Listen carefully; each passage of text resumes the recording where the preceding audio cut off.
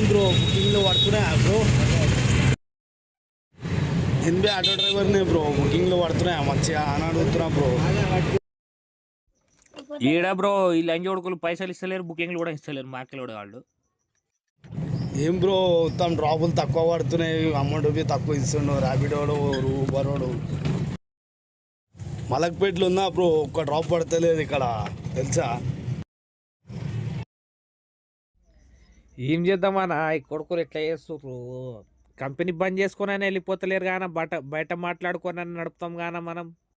మలక్పేట్, దిల్సుఖ్నగర్, కొత్తపేట ఈ రోడ్కి అసలు పడతలేవు అన్న. మా దోస్తులు కూడా గాలి కూసుర్రు.